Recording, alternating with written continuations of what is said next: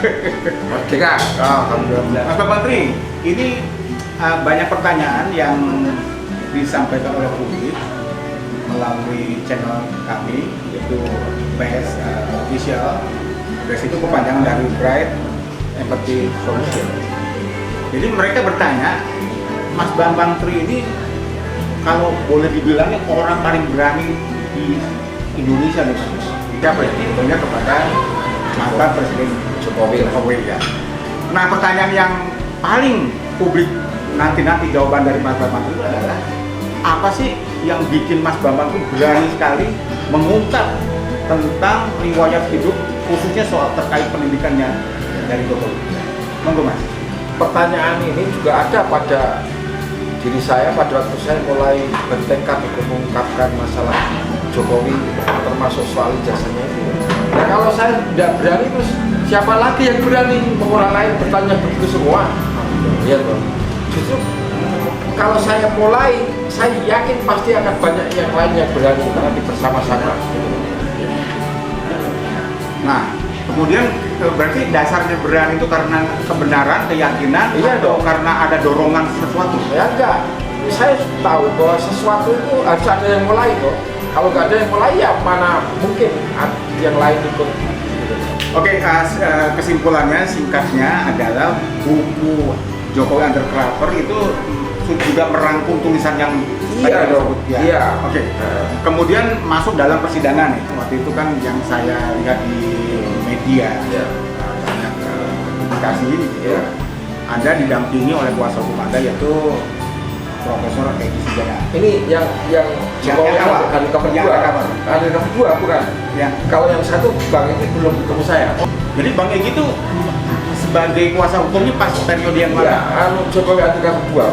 Kalau yang Jokowi Undercover pertama, Anda sudah dihukum atau belum? Pernah? Ya sudah cukup. Berapa tahun? Konennya 3 tahun, saya jalani 2,5. 2,5 tahun. Di zaman Kapolri Itu. Pak Tito Karnavian. Oke.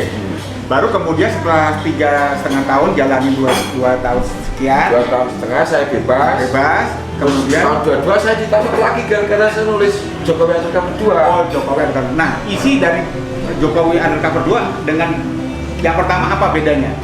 Yang kedua kan khusus soal ijazahnya. Ijazah apa tuh?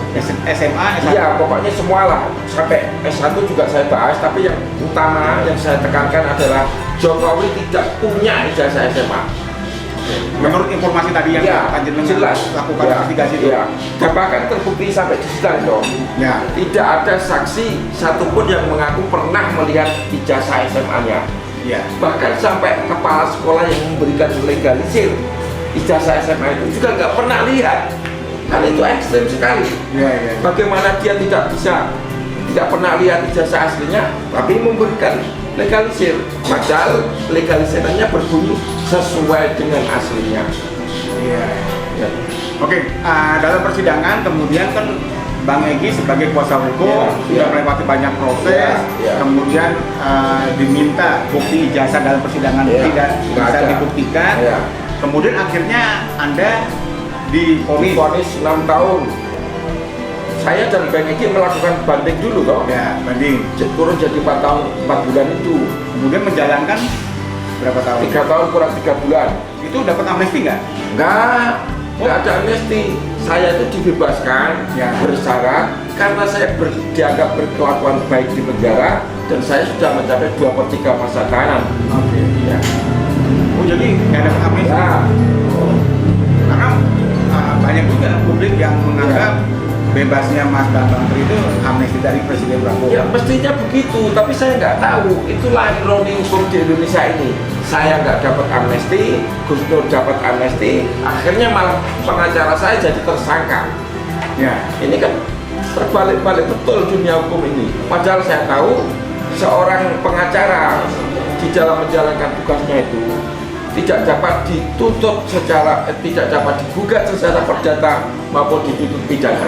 Lo kok lagi mau ditersangkakan? Ini kan melanggar undang-undang nomor 18 pasal 16 tahun 2003 itu tentang advokat, di mana advokat itu dilindungi dalam menjalankan pekerjaannya itu tidak dapat digugat secara perdata dan tidak dapat dituntut secara pidana. otomatis tidak dapat dijadikan jadi tersangka. Nah ini kok dijadikan? Jokowi ini gila, memang nggak tahu hukum sama sekali. Gitu.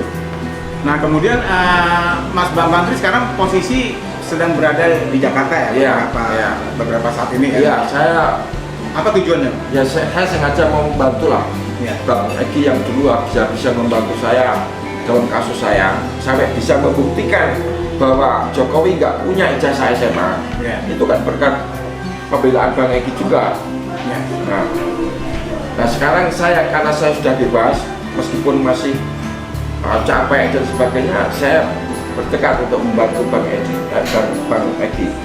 Nah, karena saya bukan advokat, saya kan cuma bisa jadi saksi nanti dalam persidangan. Ya, Bang Egy itu pengacara saya, ya toh. Dan dia melaksanakan tugas-tugas untuk kepentingan saya. Saya sudah dibebaskan kok malah pengacara saya mau dijadikan tersangka, itu dari mana urusannya? Ya. Terus kedua, saya sampaikan, Bang Egy ini satu-satunya pengacara saya yang tidak mengundurkan diri di persidangan. Yang lain-lain itu dikoordinasi oleh Khosinuddin, itu mengundurkan diri. Tapi kenapa setelah saya bebas kok mereka seolah-olah mau membela saya lagi? Ya saya nggak mau dong. Terkait dengan tadi Anda sebut nama Khosinuddin yang hari ini juga sebagai pengacara aktif dalam pembelaan. Nah, itu pernah punya satu cacat hukum dengan saya karena dia mengundurkan diri tanpa saya minta. Dia mengundurkan diri. Yang saya pecat itu cuma satu orang. Siapa? Namanya siapa ya? Oh jadi Zainal.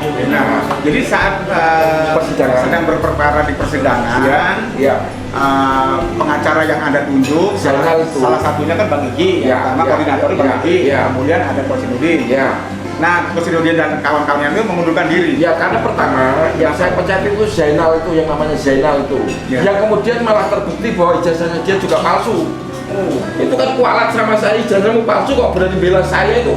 Kamu mau menjebak saya, gitu loh. Tapi saya pecat karena dia mengatakan di depan hakim, Bambang Tri ini gila, nggak waras. Langsung saya pecat kok. Itu kan hak saya. Lah, Khosinuddin terus mengkoordinasi semua pengacara yang lain itu mundur. Itu kan pelanggaran etika. Gitu. Yang tidak mundur cuma Bang Egy ini. Tapi kemudian hari setelah belakangan ini ramai, saya sudah bebas, malah Bang Egy dipecat sama Khosinuddin itu, nggak tahu urusannya apa itu. Dalam perkara yang sama juga? Iya, kan semua ini perkara cuma satu, karena saya menyatakan Jokowi nggak punya ijazah SMA, gitu loh. Jadi apa yang mau Anda sampaikan terkait dengan pengacara Anda, mantan pengacara Anda, yaitu Pak Khosinuddin, apa yang mau disampaikan? Ya kalau dia mau memperbaiki diri, cepatlah temui Bang Egy, akui semua kesalahannya dan kita bersatu lagi. Ya.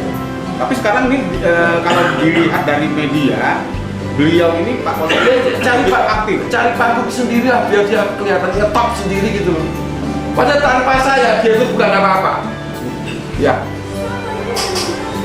Jadi kalau misalnya ini kan masih mereka kan tersangka nih yang dibela oleh Pak Khosinuddin. Nah, ketika misalkan nanti Anda diminta keterangannya, apa yang akan Anda sampaikan dengan rekam jejak yang sudah terjadi? Ya, saya sampaikan Khosinuddinnya seperti itu. Tapi kalau misalnya tersangka yang lain itu baik-baik menghubungi saya, minta saya jadi saksi membela mereka, ya saya wajib memberikan.